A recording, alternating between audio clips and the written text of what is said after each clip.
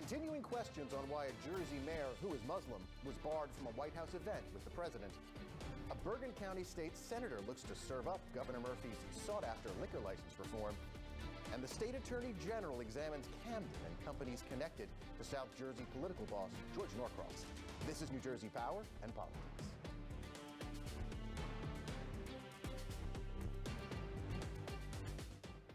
Hello and welcome to New Jersey Power and Politics. I'm Alex Sedan. The Council on American Islamic Relations is pointing to a 9/11 era selectee watch list to explain why the Secret Service kept the mayor of Prospect Park out of the White House this past week.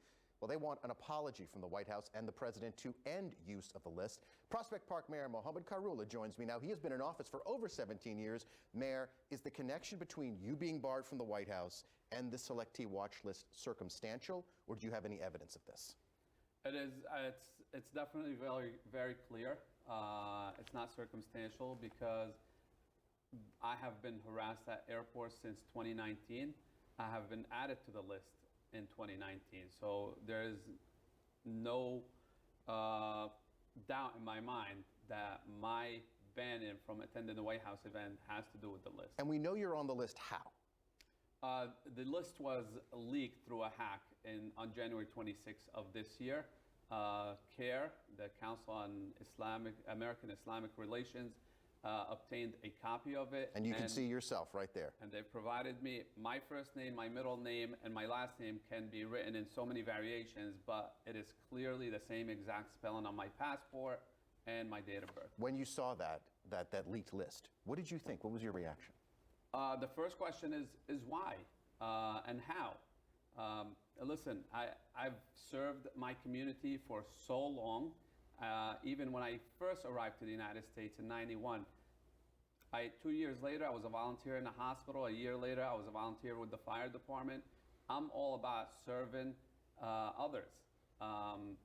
Anything that could have gotten me on this list could be a misconstruction of facts.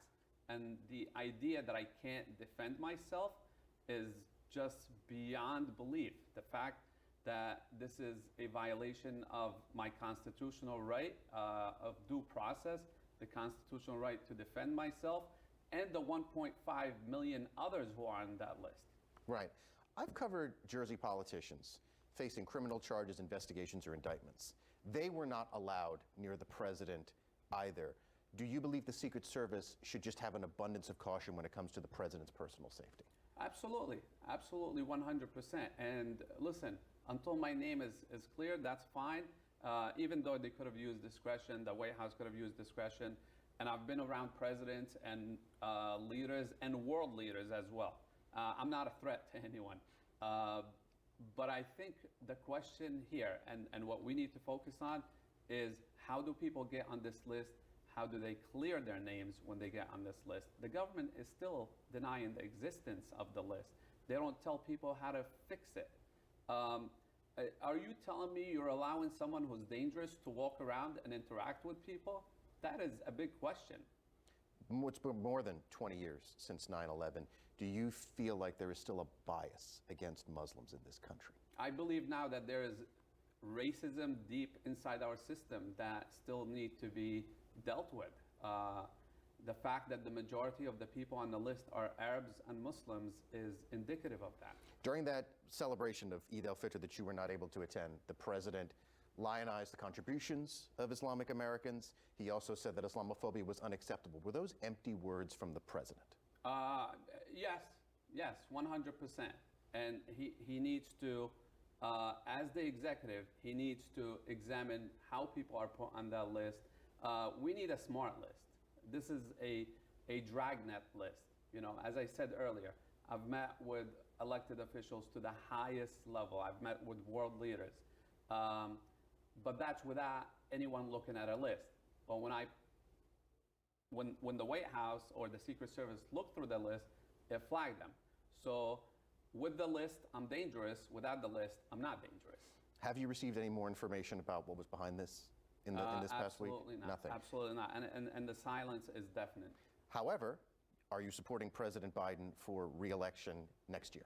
At this point, listen, looking at the choices, as a loyal Democrat, I'm going to support the Democratic nominee, yes. And if he is the Democratic nominee, then I will support him.